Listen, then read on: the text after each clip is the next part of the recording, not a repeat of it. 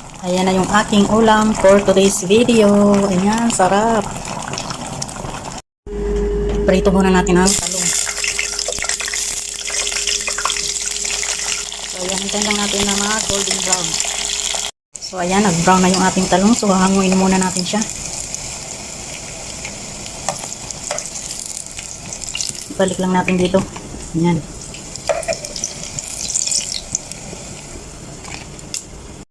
Then, i-next natin pag-fry itong ating bell pepper.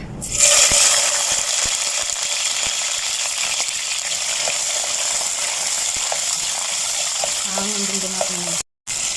So, ayan, okay na ito. Hangin nga natin siya.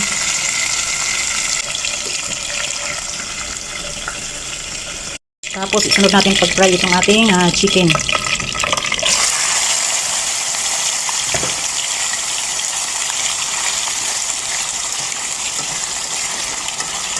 So, i-fry lang natin sa mga kasusina.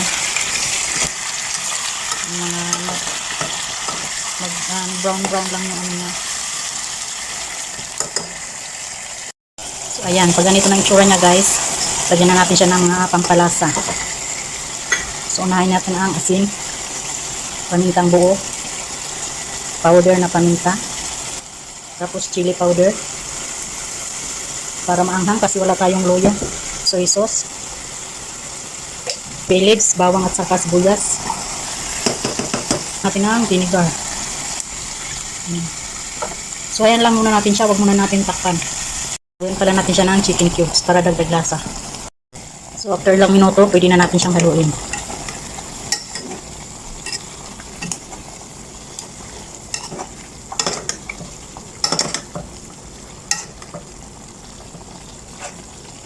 Sarap nito.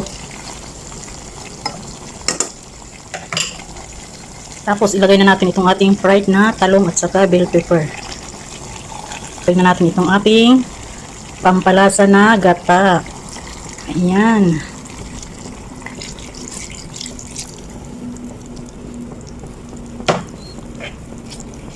So, hintayin lang natin siya hanggang na maluto yung ating chicken. So, takpan lang natin siya. Ayan, check natin. Ang bango. Nakakatakam. So, ayan, hintayin lang natin siya na maluto. Ang sarap. Ayan guys, timplahan natin.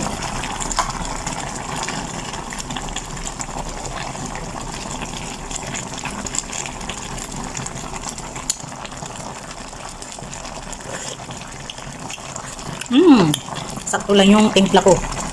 Ang sarap guys, promise. Ayan na yung aking ulam for today's video. Ayan, sarap.